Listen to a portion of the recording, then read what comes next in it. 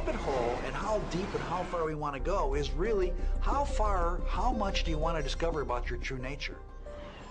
We have to go beyond our senses to create a new paradigm. It may very well be that what's going on inside of you, in your brain, in your nervous system, in your nature of observation, how memory works, how mind works, it may very well be that what is happening there is some kind of observer-matter interrelationship which is indeed making things real for you, affecting how you perceive reality. It's not changing the reality out there. You know, you're not changing big chairs and big trucks and bulldozers and rockets taking off. You're not changing those, no. But you're changing how you perceive things and maybe how you think about the things, how you feel about things, how you sense the world. The infinite information that the brain is processing every single second tells us that there's more to the world than we're perceiving. However, every single time we're immersed in an experience with our senses, seeing, smelling, tasting, feeling, as we're immersed centrally in our reality. We know nothing about reality, and all of our sense of so-called reality out there is filtered through our sense organs. The brain processes 400 billion bits of information a second, but we're only aware of 2,000 of those. That means that reality is happening in the brain all the time. Quantum mechanics is really the play and display of information, the play and display of potentiality, waves of information, waves of potential electron. And it's important, the word potential. This isn't the world of electrons, it's the world of potential electrons. But when you have to ask the question, waves of what, really? What is the field that is waving? Is it the ocean? No, it's a universal ocean, an ocean of pure potentiality, an ocean of abstract potential existence. We call it the unified field, or superstring field. And that's what we're made of. We were all taught in school that the world is made of stuff, of matter, of mass, of atoms. Atoms make up molecules, molecules make up materials, and everything is made of that. But atoms actually are mostly empty. For example, if this ball were the nucleus of an atom, a proton in a hydrogen atom, for example, then the electron circling this, which would describe the outer limits of that atom, would be out by that mountain over there, roughly 20 miles away. And everything in between is empty. In fact, the universe is mostly empty. However, when we go down in scale, in the emptiness, we eventually come to a level, the fundamental level of space-time geometry, the fine basement level of the universe, where there's information, there's a pattern. It's called the Planck scale, and it's the fabric of the universe. And at that level, there's information that's been there since the Big Bang. So most of the universe, even of matter, is actually empty. Most people think that the vacuum is empty. But for internal consistency of quantum mechanics and relativity theory, there is required to be the equivalent of 10 to the 94 grams of mass energy, each gram being E equals mc squared kind of energy. Now that's a huge number, but what does it mean practically? If I take the volume or take the vacuum within a single hydrogen atom, that's about 10 to the minus 23 cubic centimeters. If I take that amount of vacuum and I take the latent energy in that, there is 1 trillion times more energy there than in all of the mass of all of the stars and all of the planets out to 20 billion light years. That's big. That's big. And if consciousness allows you to control even a small fraction of that, creating a Big Bang is no problem.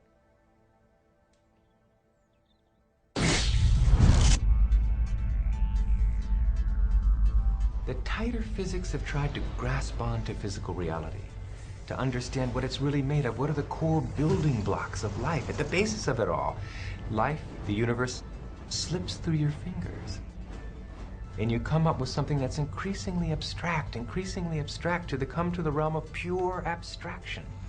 And that's what the unified field is. It's pure abstract potential, pure abstract being, pure abstract self-aware consciousness, which rises in waves of vibration to give rise to the particles, the people, everything we see in the vast universe.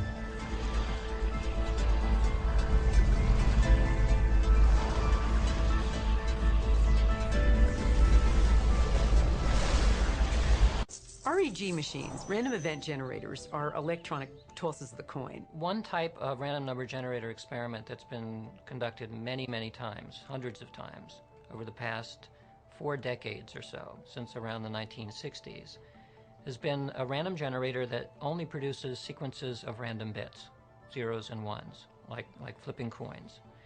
And you would simply ask somebody to press a button, it would produce 200 bits. And you would ask them to say, well, try to make it produce more 1 bits than 0 bits. And when you take the entire body of literature, all of the hundreds of experiments that have been done, you can ask a single question. Did it matter that people were trying to push it towards ones or push it towards zeros? And the overall answer is yes, it does matter. That somehow intention is correlated with the operation, with the output of these random number generators, such that if you wish for more ones, somehow the generators produce more ones. There are even experiments now that you are seeing light flashes and your brain potential picks up the signature of those light flashes, what is called evoke potential, that can be measured in an EEG machine connected to your brain.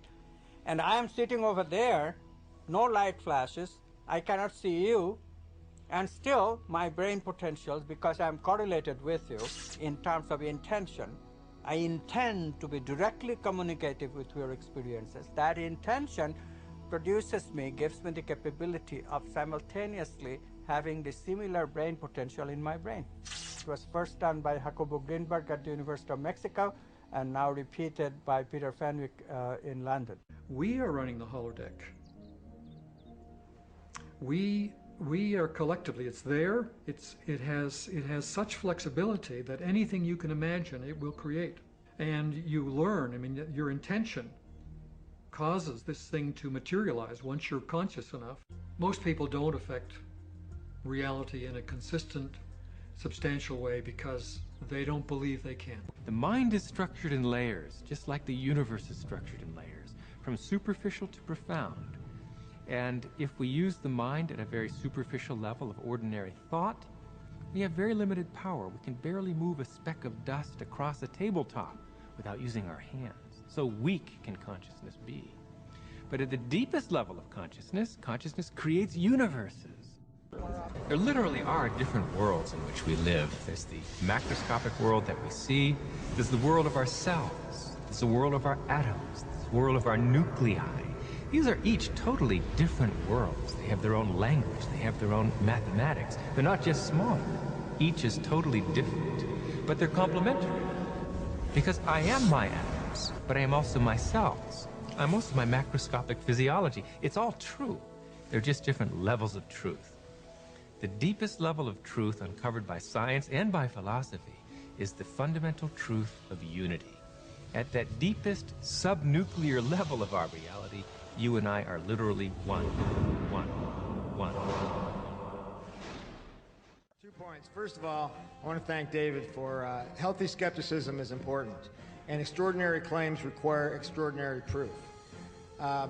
Now, the problem is that people defending the conventional approach to consciousness, brain equals mind equals computer, behave as if they've got proof and we don't.